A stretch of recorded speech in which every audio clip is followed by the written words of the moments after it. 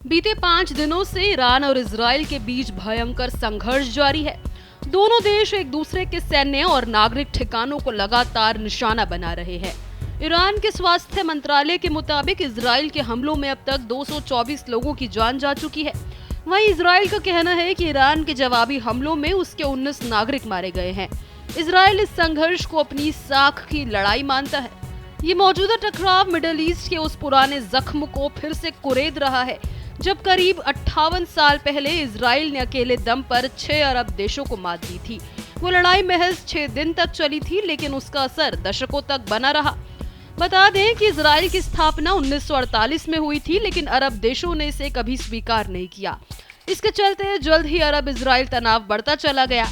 पहला बड़ा युद्ध तब हुआ जब 6 अरब देशों ने एक साथ इजराइल पर हमला बोला। जवाब में इजराइल ने न केवल मोर्चा संभाला बल्कि पलटवार करते हुए अरब सेनाओं को पीछे धकेल दिया। इस युद्ध ने पश्चिम एशिया का नक्शा हमेशा के लिए बदल दिया। लाखों फिलिस्तीनी विस्थापित हुए और हजारों जाने गई।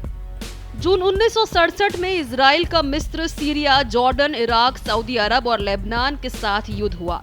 6 दिनों में लड़ा गया ये युद्ध आधुनिक इतिहास के सबसे निर्णायक युद्धों में गिना जाता है। पहला दिन 5 जून 1967 ऑपरेशन फोकस। इजराइल ने पहले ही दिन मिस्र के हवाई ठिकानों पर ऑपरेशन फोकस के तहत जबरदस्त हमला किया। कुछ घंटों में ही मिस्र, इराक, सीरिया और जॉर्डन के सैकड़ों फाइटर जेट्स तबाह कर दिए गए। वहीं इजराइल ने सिर्फ 19 विमान गंवाए।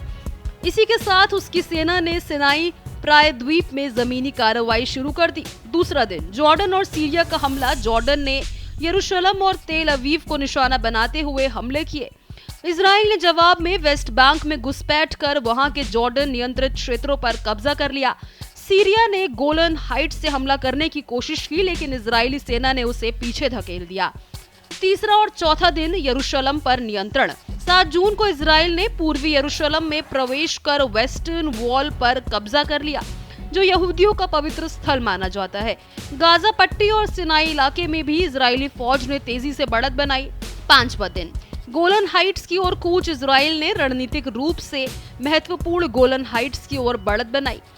ये इलाका ऊंचाई पर होने के कारण इजराइल के लिए खतरा बन सकता था, लेकिन इजरायली सेना ने सीरिया की सेना को पीछे हटने पर मजबूर कर दिया। 6वां दिन 10 जून युद्ध विराम।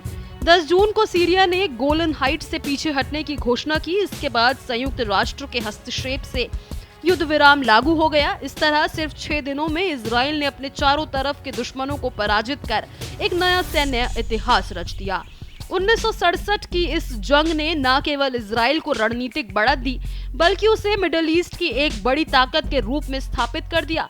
आज जब इजराइल और ईरान के बीच टकराव अपने चरम पर है, तो इतिहास की ये लड़ाई फिर से प्रासंगिक हो उठी है। इसको लेकर आपकी क्या राय है, कमेंट बॉक्स में जरूर शेयर करें।